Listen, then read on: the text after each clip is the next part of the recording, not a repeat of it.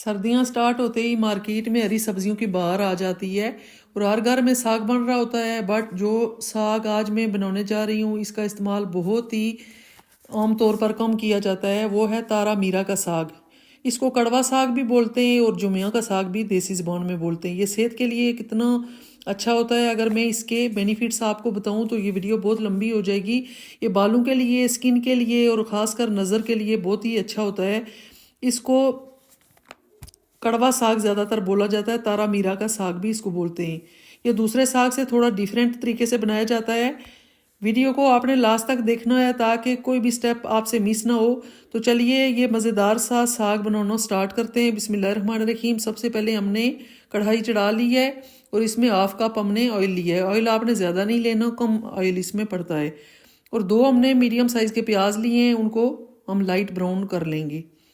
ये साग जो दूसरा सरसों का साग होता है, मेथी होती है, पालक होती है, उसको गला के आप जिस तरह से वो गोटे वाला साग बनता है, ये उस तरह से साग नहीं बनता। अगर उस तरह से आप बनाएंगे तो ये उस तरह से टेस्टी नहीं बनता। इसको आपको पता है कि ये सैलिड के लिए इस्तेमाल होता है, कच्चा खाया जाता है, तवे पे भून के खाया जाता है, तो इसलिए इसको थोड़ा सा खड़ा खड़ा रखना पड़ता है। ये टमाटर हमने लिए हैं तकरीबन 3 बड़े साइज़ के, और हरी मिर्चें लिए हैं 15 से 20, उनको हम ब्लेंड कर लेंगे, उनका पेस्ट बना लेंगे। हमारा प्याज ब्राउन हो चुका है, हमने अदरक लहसुन का पेस्ट ऐड कर दिया 2 टेबल स्पून। अदरक लहसुन का पेस्ट थोड़ा ज़्यादा इसमें जाएगा। और प्याज को आपने ज़्यादा डार्क नहीं करना, क्योंकि ये जो थोड़ा सा साग होता है तीखा सा होता है, तो इसलिए इसको थोड़ा सा फ्लेवर मीठा लेके आना है, तो प्याज आपने ज़्यादा जलाना नहीं है। ये जो हमने टमाटर और हरी मिर्चों का पेस्ट है वो भी डाल दिया है, ब्लेंड कर लिया था। अब स्पाइसेस जाएंगे। 1/2 टेबल स्पून हम इसमें हल्दी पाउडर ऐड करेंगे और 1 टेबल स्पून हम रेड चिली पाउडर ऐड करेंगे। मिर्चें थोड़ा सा इसमें तेज़ अच्छी लगती हैं, इसलिए मैंने हरी मिर्चों का भी इस्तेमाल किया है। ज़्यादा मैंने हरी मिर्चें ऐड की हैं इसमें। 15 से 20 हरी मिर्चें मैंने पेस्ट बना के डाल दी हैं। नमक टेस्ट के अकॉर्डिंग जाएगा, मैंने 1 टेबल स्पून ऐड की है। नमक तेज़ नहीं होना चाहिए, अगर तेज़ हो गया तो फिर ये साग आपको अच्छा नहीं लगेगा। ड्राई कर लेंगे टमाटर का जो पानी हमने ऐड किया है, वो पानी ड्राई कर लेंगे। ऑयल सेपरेट होने तक इसे पकाएंगे। आलू ऑप्शनल है, अगर आप ऐड करना चाहते हैं तो ठीक, नहीं तो ऐसे भी, बट इसमें आलू जो है उनका एक अपना टेस्ट होता है। थोड़ा मोटे साइज़ में आपने आलू रखने, और ये इनका कॉम्बिनेशन बहुत अच्छा होता है साग के साथ।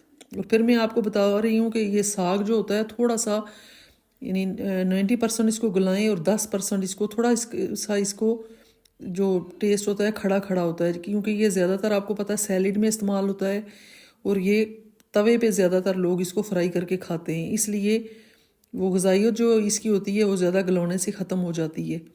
साग भी हमने ऐड कर दिया है। ये साग हमने जो लिया था ये तकरीबन 1 किलो साग था, और ये 2 बड़े साइज़ के हमने आलू लिए हैं। इसको दोनों आपने बहुत अच्छे से है, क्योंकि इसमें मिट्टी बहुत ज़्यादा होती है। इसको 20 मिनट तक हमने कवर करके पकाया है, और इसमें पानी बिल्कुल आपने ऐड नहीं करना, एक कतरा भी। अगर पानी ऐड कर दिया तो ये साग आपका उस तरह से ख़राब बनेगा नहीं, थोड़ा लेस टाइप बन जाती है, और वो साग खड़ा खड़ा नहीं बनता, अच्छे से फ्राई नहीं होता। अपने पानी में ये साग वैसे भी गीला होता है, तो अपने साग में अपने पानी में बनेगा। तो साग हमारा रेडी हो चुका है, फ्लेम को हमने ऑफ़ कर दिया, और ये फाइनल लुक हम आपको दिखा रहे हैं। देखिए कितने मज़े का साग बना है। आप इसको चपाती के साथ खाएं, पराठे के साथ खाएं, बहुत ही मज़ेदार साग तैयार हुआ है। तो ये थी हमारी आज की वीडियो। आई होप आपको हमारी रेसिपी पसंद आई होगी। पसंद आए तो प्लीज़ मेरे चैनल को सब्सक्राइब करें, वीडियो को लाइक एंड शेयर करें।